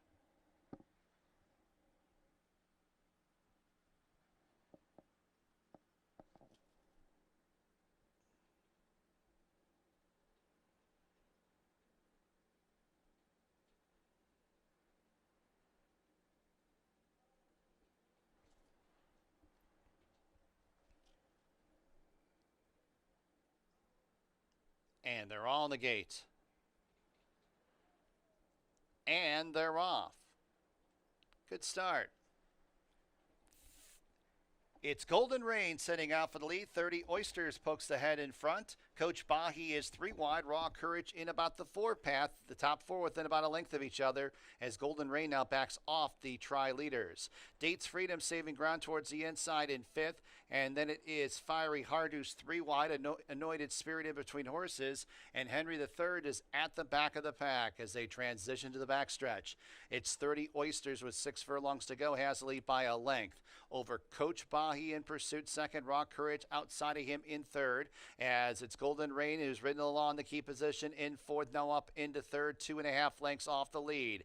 Dates Freedom mid-pack in fifth, to the inside of Fiery Heart, then 2 more lengths to Anointed Spirit in second last, and a space of 4 to Henry III, who trails the field. A half in 48 and a fifth. Legit pace on the front end being set by 30 Oysters. 30 Oysters leads by almost 3 over Coach Bahi, who rates outside in second. Golden Rain towards the inside third. Raw Courage in fourth. Dates Freedom towards the inside in fifth. Anointed Spirit picks up a spot in sixth to the outside of Fiery Heart, and Henry III trails the field as they arrive at the quarter pole. It's 30 Oysters taken on by Coach Bahi. Golden Rain, White Blinkers in third. Raw Courage goes wide in fourth as they got 3/16 to go. And it's Coach Bahi who's on even terms with 30 Oysters, and these two are nip and tuck. Golden Rain towards the inside third, still 3 lengths off the lead. Then it's Dates Freedom in fourth. 16th to go. A struggle between 30 Oysters and Coach Bahi. Coach Bahi inching away ever so slightly late. Coach Bahi victorious over 30 Oysters. I know it's Dates Freedom, maybe Golden Rain for fourth.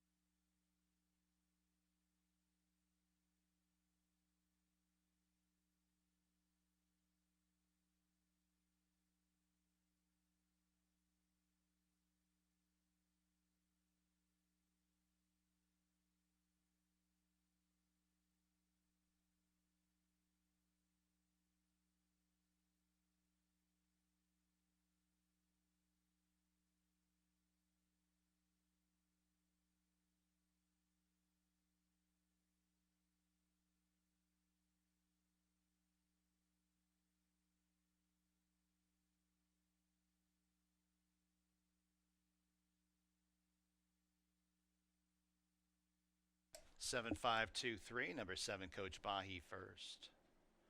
Coach Bahi back to the winner's circle. Kentucky bred, 8-year-old. Dark brown gunning by Take Charge Indy out of Bauble. Windy Lee Farm owns. Jonathan Buckley trains. Andre Worry, the winning jockey. Marybelle Stable bred, Coach Bahi. Mile 16th, 147.80.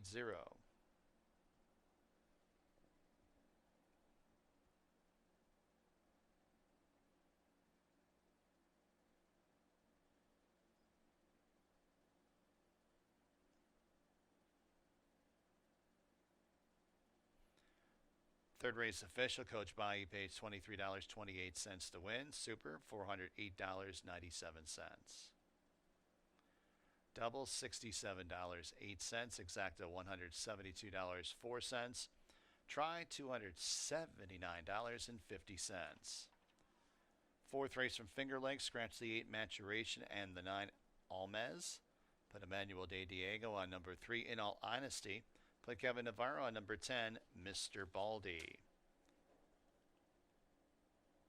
Exacta, Trifecta, Superfecta, Daily Double Pick 3 wagering, as well as traditional win, place, and show. Post time in 24 minutes at 2:39 p.m.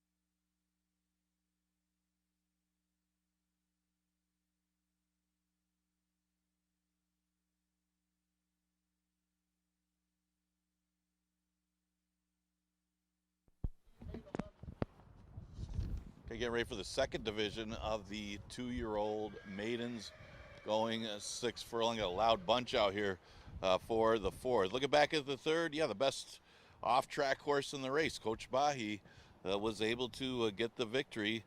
He had the best lifetime buyer on the off-track with the 84 that he produced, and he was able to stay close to 30 Oysters and wear that rival down. So it's that off-track breeding overcomes recent bad form, and that was all Coach Bahi needed to get the victory for John Buckley and Windy Lee Farm. Fourth race, maiden event, going 6 furlongs. We scratched the 8, Maturation, scratched the 9, Almez. And yeah, this is another tricky one because much like the second race, we look back at who won race number 2. It was Savage State. So you look at the race that he comes out of versus some of these other ones, and maybe you can go to school on that. But of course, this is a field with this division, got more first-time starters in it, and there's less experience than race number 2. The horse that does have the most experience in the race is the 7, Sunday's Currency, who has 2 second-place finishes in his 3 starts. The start that he didn't hit the board was going this distance of 6 furlongs, but he had a horrible trip. I mean, he broke poorly and then checked early in the race and was completely out of it. You can't overcome that as a 2-year-old. So the other 2 races are good. He ran second behind God's Angel, which God's Angel was much the best winner, got the lead and wasn't coming back. So maybe a now or never for Sunday's Currency, who is at 5-2, currently the favorite. Look at some of these other ones. I mentioned there are a few first-time starters. If you're not a Chiefs fan, you probably won't like Casey Kelsey. The one-horse Broken Record is one of the ones that you would think that would like an off-track on both sides with Busted Stones and Successful Appeal on the dam side of 420 Tomlinson for the off-track. Not the fastest it works, but it cost $8,500 as a weanling and draws the rail for this race. A little cool on the board at odds of 6-1, but was 8-1 morning line. Probably the best, other than the 3, in all honesty, who's got great off-track breeding. Not the fastest of works or great breeding, but the Honest Mischiefs have done well, and Sort's got a big number for the off-track. He's at odds of 20-1. The 6-horse by Mink Standards didn't break all that sharp in his debut. Does show some good works and a good work since the last race. I think that bodes well. I mean, for a 2-year-old to work 36 here at Finger Lakes is pretty decent. So by Mink Standards, another one to consider. In this race, you think he could improve off of that last race. And he comes out of the same race that the winner of the second race won. So he could be one that could improve big time and be a big factor in this wide open 2-year-old race. On the outside, the other firster, Mr. Baldy, you look at the breeding, it pops right out at you. More route breeding, but you got American Pharaoh, Triple Crown winner. You got Holy Bull on the dam side. This is a half to a stakes winner, but it wasn't an expensive horse. It cost $12,000 as a yearling and resold for $1,500. I mean, this horse isn't a lot of money, but it is a Kentucky bred, not the fastest of works. But yeah, the breeding is there. I mean, good breeding is good breeding, and I think that's why this horse has taken some play.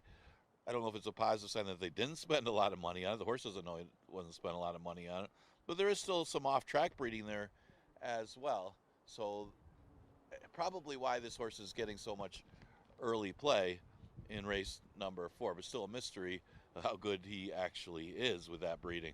Exacta Tri Super Daily Double and Pick 3 starts in the 4th. Can we scratch the 8, Maturation, and the 9, Almez?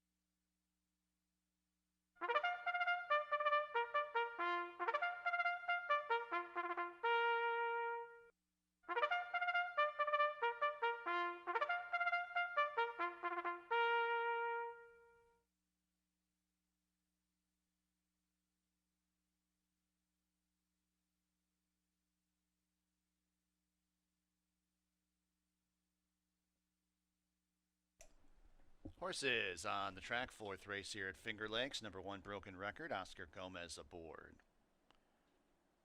Number 2 is Mission at the Glen, Andre Worry. Number 3, In All Honesty, jockey change Emmanuel De Diego. Number 4, KC Kelsey and Michael Davila Jr. Number 5 is The Last Delivery and J.M. Rohina. Number 6, By Mink Standards, Christian Navarro.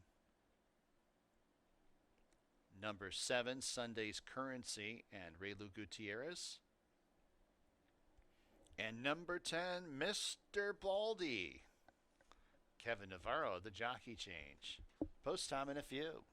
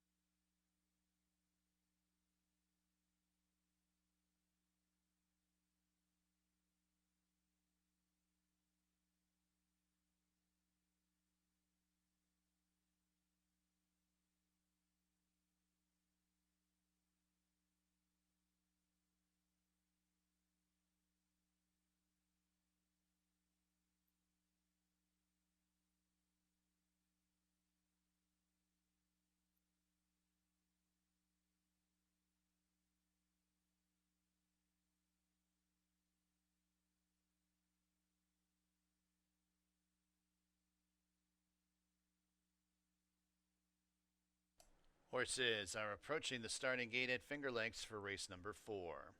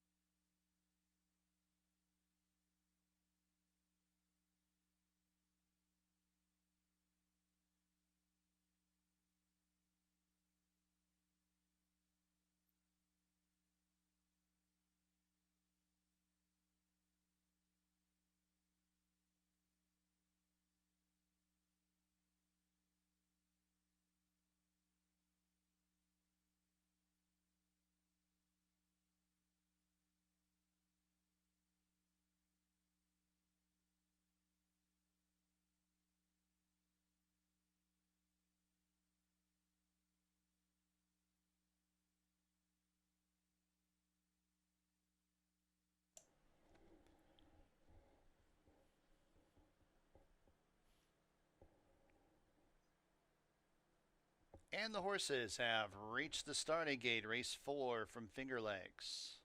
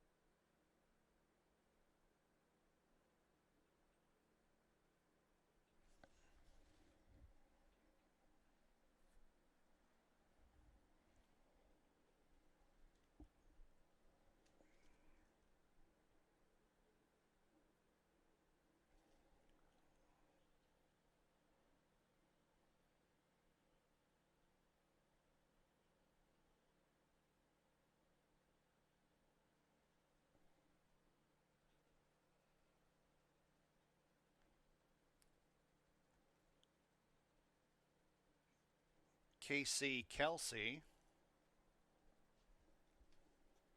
got to be named after Kansas City Chiefs tight end Travis Kelsey in the line.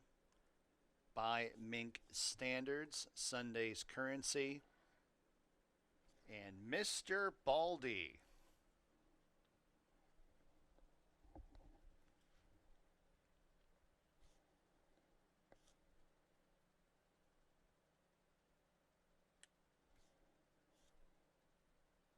They're on the gate, and they're off. It's a decent start by Mink Standards, Sunday's Currency. These two peel out for the front, joined by the last delivery. The last delivery gets the early lead. Mr. Baldy stacked on the outside in fourth, now up into third, 3.5 off the lead. Fifth place belongs to the gray. Mission at the Glen, who's 2 lengths in front of Broken Record, is off the inside. A margin of about 7 lengths to, in all honesty, is a length and a half in front of KC Kelsey, is at the back of the pack. The last delivery leads this group into the turn. The lead's a length. Sunday's Currency in chase mode second, then a space of about 3 lengths. By Mink Standards picks up a spot in third, passing Mr. Baldy fourth. Then about 12 lengths back to Mission at the Glen, who's 2 lengths in front of Broken Record, and the others have some running to do as they arrive at the top of the stretch. The last delivery is the first of faces coming off the turn by a half length. Sunday's Currency re-engages on the outside in second. By Mink Standards in third, 5 lengths off the lead. Then in fourth, Mr. Baldy. They run to the 16th pole at Sunday's Currency. And the last delivery, who clashed for the top spot, the last delivery and Sunday's Currency. Sunday's Currency wins over the last delivery. Then it was By Mink Standards and Mr. Baldy.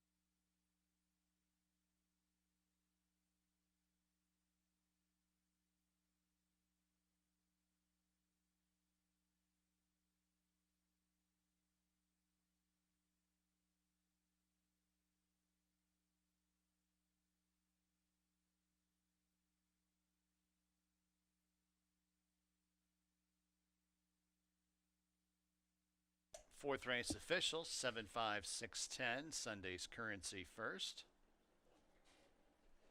Pays $5.74 to win. Sunday's currency, Florida bred, 2-year-old dark brown gelding by Gervin out of Holiday Honey. Angel Lopez, the owner, Arcadia Lopez, the trainer, Raylu Gutierrez. The winning jockey, Harry Masonet, bred Sunday's currency.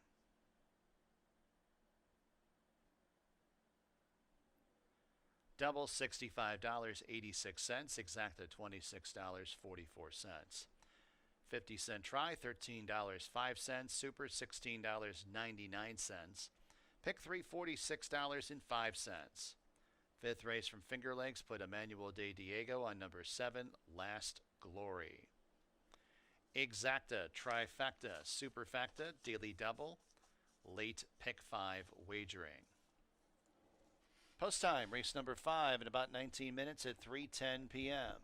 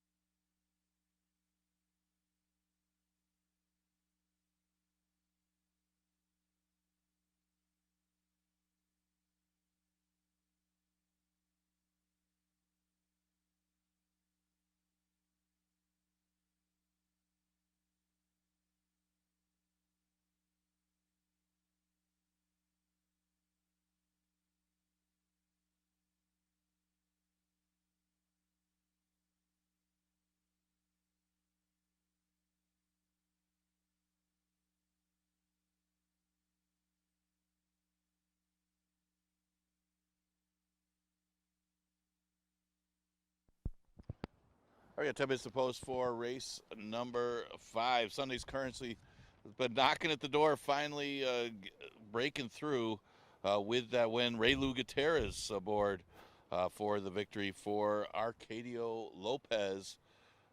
Gets the victory in race number 4. Finally gets up. Did have a battle trying to get by the last delivery in that race. We go to the 5th and a good allowance race. Not words of a race since the date, or never won 4 races. Goes the distance of 6 furlongs. Got DDA going the 7. Last Glory. See some play for Spiritual Lady and Queen's Cat. They did battle with each other. It was a few races ago where Spiritual Lady came here and ran a good second that day. I think Queen's Cat was entered out of condition in that race when her Spiritual Lady and long shot Florida Flower was able to pass her. Now, Queen's Cat has done little wrong since coming here. Her first start, yes, she did break poorly. She had added blinkers since that race and added Lasix as well, and has been no worse than 3rd in any of her starts. And remember, that race against Spiritual Lady, she was entered out of condition. So now she's able to go back in the condition after the victory in the 3 Lifetime last time. So the question is going to be in this race, Queen's Cat, if she could get loose in here from her outside position. Now, that particular race, Play Good, Pay Good, was right with her from the get-go.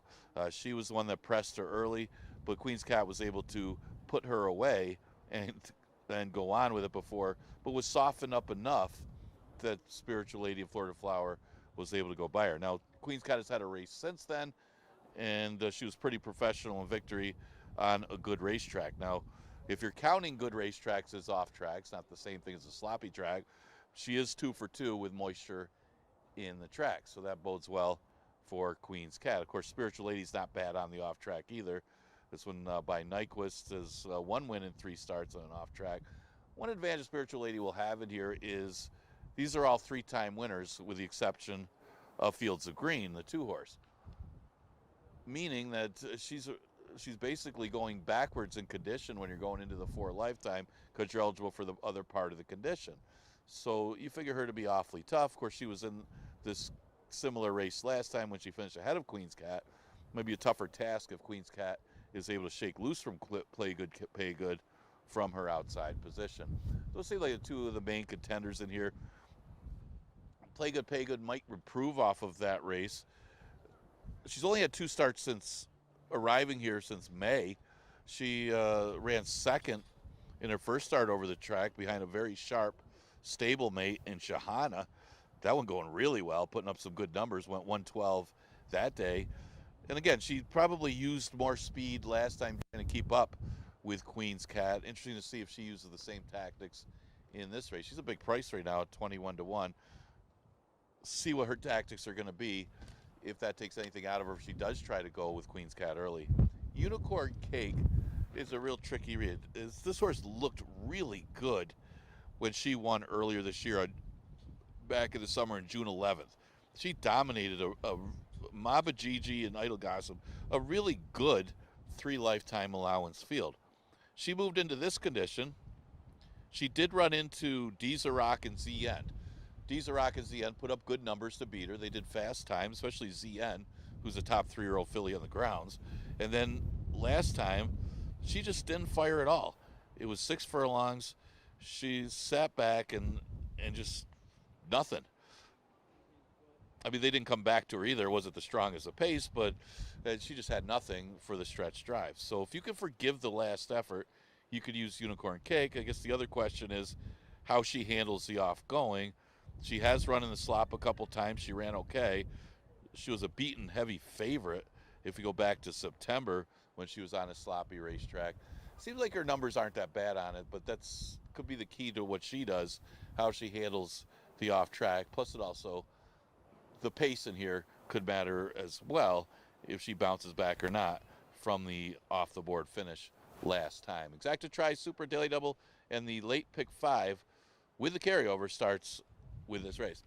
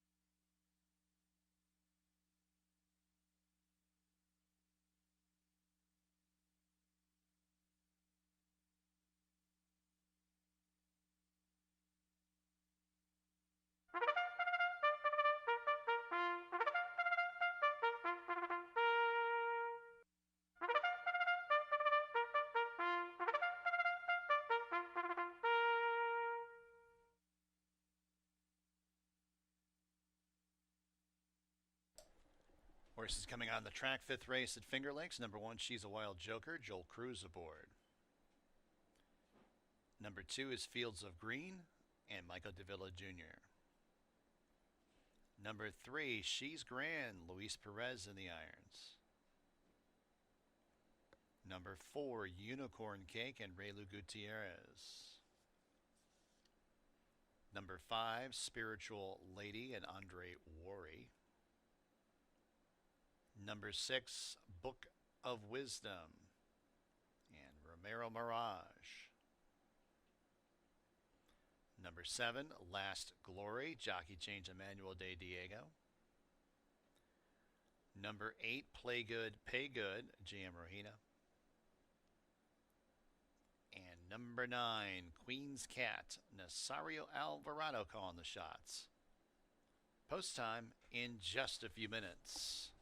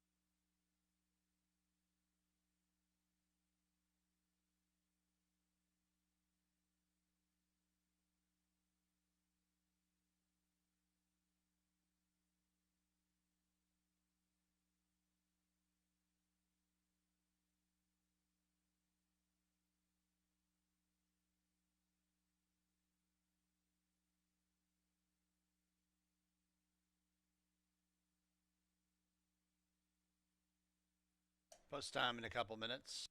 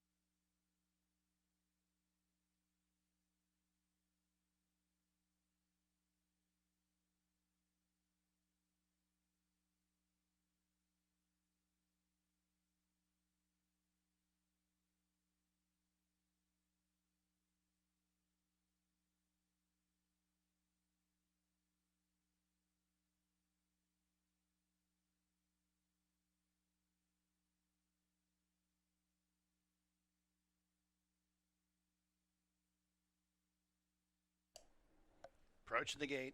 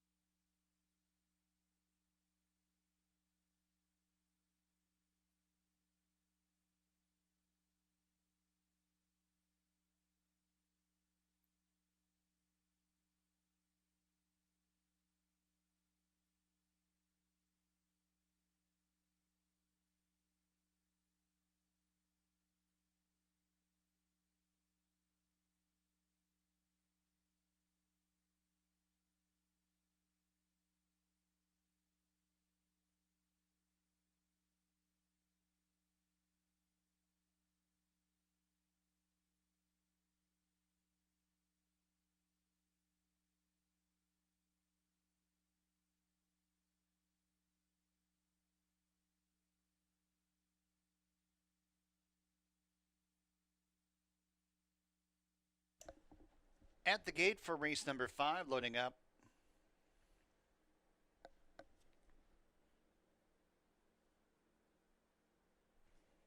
Unicorn Cake. Walking up, Spiritual Lady. Book of Wisdom.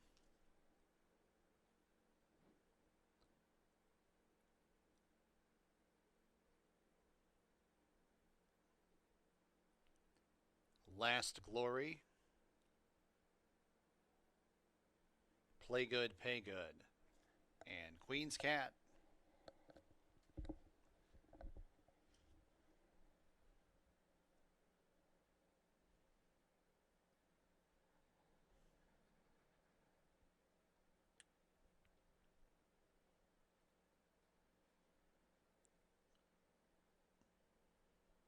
They're all on the gate.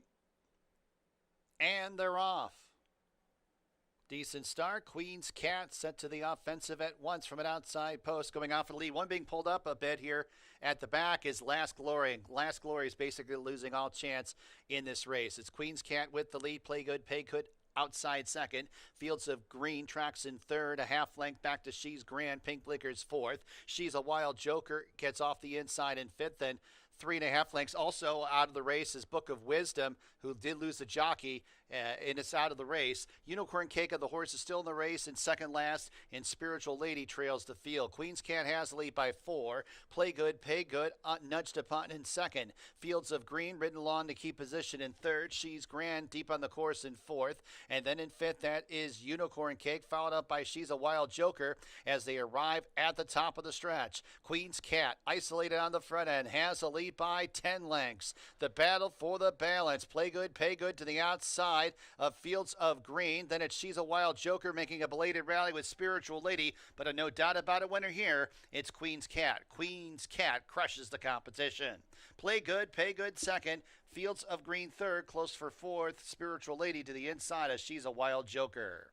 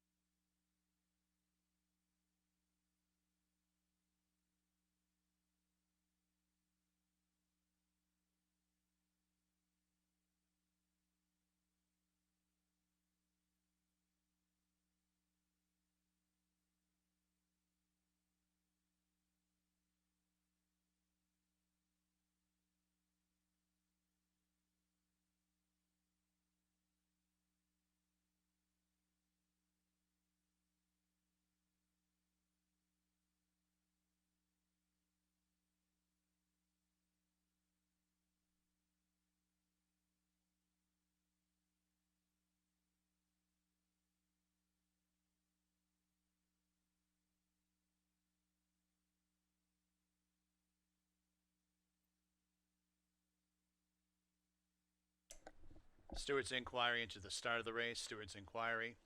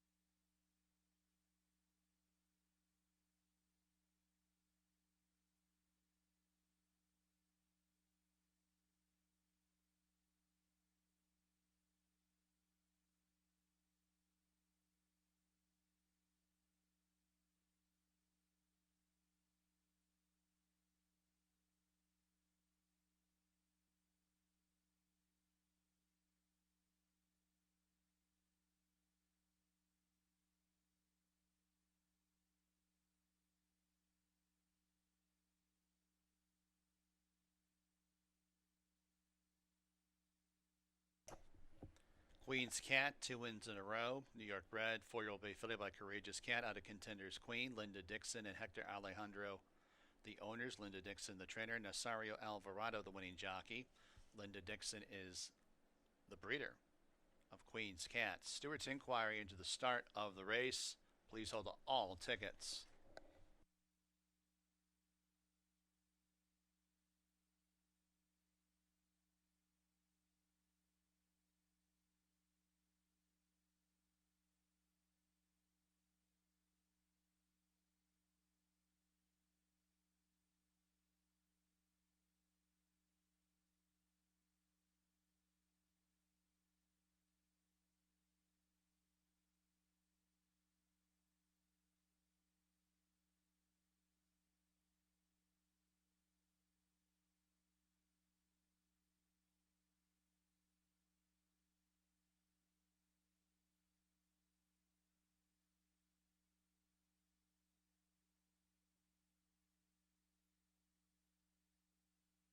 Number 5, Spiritual Lady, was 4th.